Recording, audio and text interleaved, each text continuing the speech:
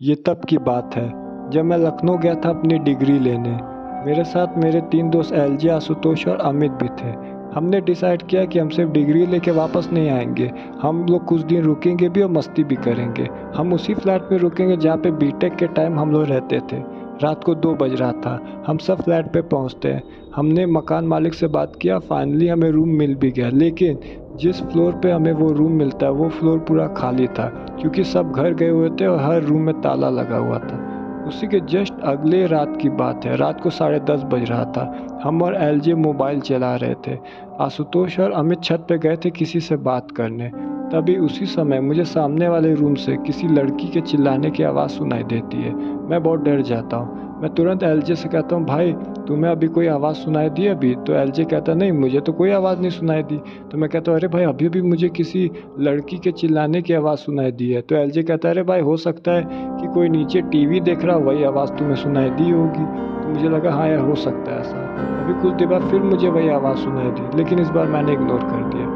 तभी अगली रात के वही 10:30 बजे की बात है, मुझे प्यास लगती है। मैं बॉटल में पानी भरने के लिए ग्राउंड फ्लोर पे जाता, क्योंकि जो वाटर कूलर था वो सिर्फ ग्राउंड फ्लोर पे था और किसी फ्लोर पे नहीं। तो जैसे ही मैं पानी भर के वापस आ रहा होता हूँ, उसी समय मुझे उसी रूम से उसी लड़की के चिल्लाने की आवाज़ सुनाई देती है। लेकिन मैं बहुत डर जाता हूँ इस बार, और मैं जाके तुरंत सो जाता हूँ। तब अगले दिन जब मैं अपने दोस्तों से ये बात बताता हूँ तो मेरे दोस्त कहते हैं कि देख भाई, हमें लगता है तू हॉरर मूवी बहुत देखता है, इसलिए तुझे ये सब वहम होता है, ये भूत ऊत कुछ नहीं होता है। लेकिन मेरे मन में जिज्ञासा थी ये जानने की कि आखिर सब चल क्या रहा है।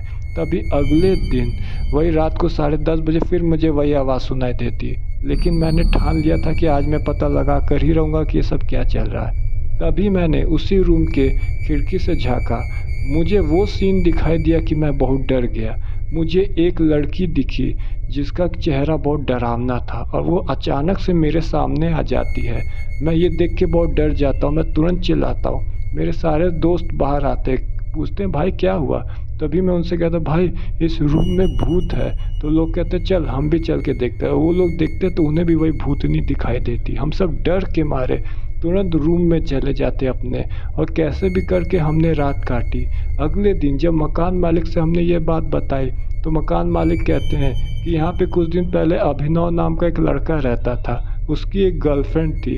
एक बार उसने अपनी गर्लफ्रेंड को अपने रूम में बुलाया और रात को 10:30 बजे वो उसके साथ गलत काम करने के लिए उसको कहा, लेकिन वो तैयार नहीं हुई।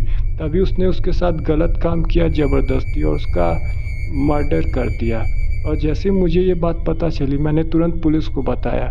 पुलिस ने उसे अरेस्ट कर दिया और उस लड़की का अंतिम संस्कार सब कुछ हो गया। लेकिन आज भी उस लड़की की आत्मा उसी रूम में भटकती है, क्योंकि रात को 10:30 बजे उसका रेप हुआ था, इसीलिए वो चिल्लाती है उस समय। और ये सुन के हम बहुत डर गए और अगले दिन हमने रूम छोड़ के जाने का फ़ैसला किया। तो दोस्तों, अगर आपके पास भी डरावनी कहानी तो प्लीज़ मेरे इंस्टाग्राम पे डीएम करिए, मैं ज़रूर सुनाऊँगा।